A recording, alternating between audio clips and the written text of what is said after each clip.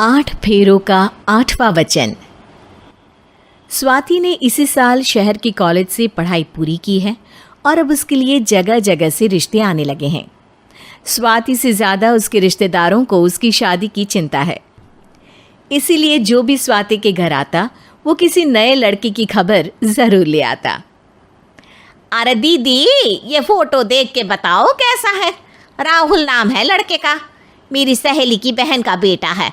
अपनी स्वाति के साथ एकदम प्यारी जोड़ी लगेगी इसकी। ज़रा दिखाना, फोटो तो बढ़िया लग रहा है। कोई गलत आदत वादत तो नहीं है ना इसे? और कमाता कितना है? अरे कोई गलत आदत नहीं है दीदी, आप कहो तो एक मीटिंग करवा देती हूँ, फिर सब कुछ फाइनल कर लेना। हाँ हाँ, ये सही कह रही हो तुम। संडे को स्वाति के पापा भी घर पे ही रहेंगे। बुआ फिर वहाँ से चली जाती है और रात को स्वाति की माँ उससे कहती है, स्वाति बेटा, आज कमला बुआ ने एक लड़के की फ़ोटो दिखाई है। संडे को वो लोग मिलने आ रहे हैं, तैयार हो ना तुम बेटा? अरे मम्मी, आप कहाँ कमला बुआ के चक्कर में आ जाती हो? अभी इतनी जल्दी कोई शादी वादी नहीं करनी है मुझे। अरे बेटा, अच्छा लड़का है, बुआ जानती है उसे अच्छे से। हाँ स्वाति बेटा, एक बार मिल तो लो, बाद में देखेंगे आगे क्या करना है। वैसे तो कमला रिश्ता लाई है तो मना करने का तो कोई सवाल ही नहीं उठता।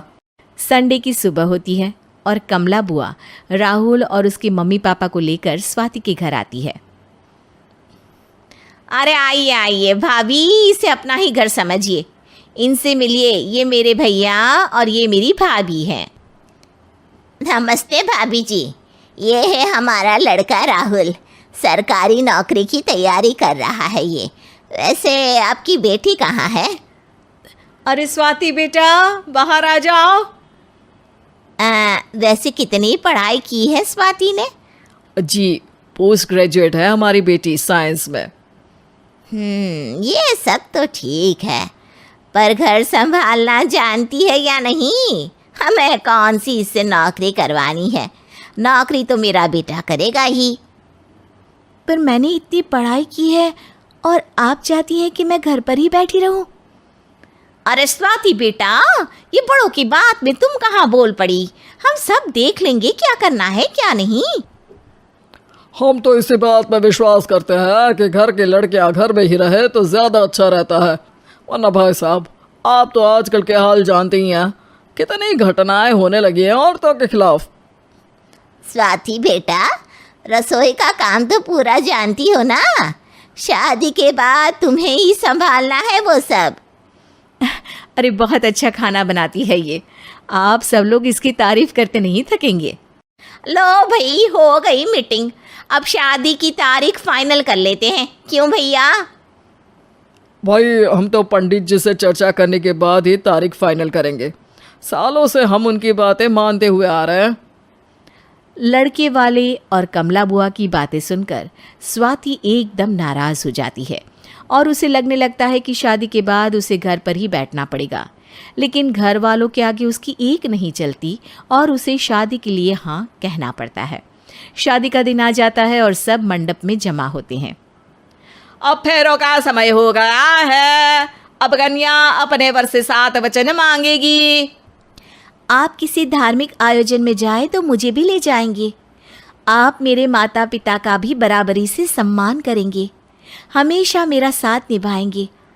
आपको दोनों परिवार की जिम्मेदारियां बखूबी निभानी होगी।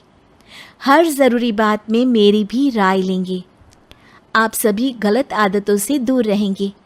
आप मेरे अलावा किसी और औरत से कोई गलत संबंध नहीं बांधेंगे।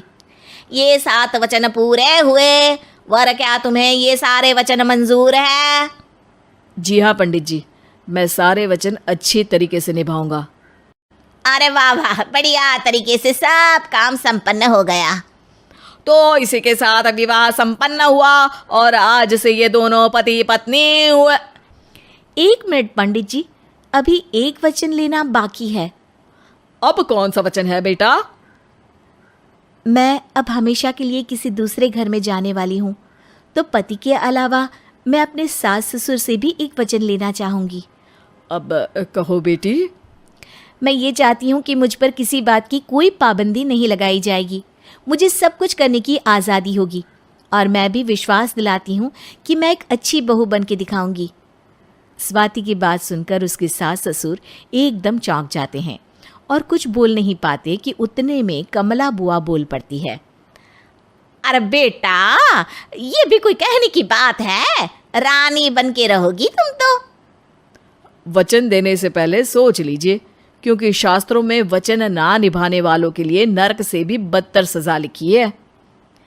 स्वाति की चालाकी से वहाँ मौजूद सब लोग प्रभावित हो जाते हैं और लोगों में बदनामी ना हो जाए, इस कारण स्वाति के सास ससुर को उसे वचन देना पड़ता है। अरे कैसी अपशकुन वाली बातें कर रहे हैं आप पंडित जी। हमें मंजूर है बेटा तुम्हारी शर्त। स्वाति अपनी समझदारी से अपनी बात अपने ससुराल वालों से मनवा लेती है और खुशी खुशी राहुल से शादी कर लेती है। अब से हर शादी में मैं खुद 8 वचन दिलवाऊंगा। ओम मंगलम मंगलम मंगलम।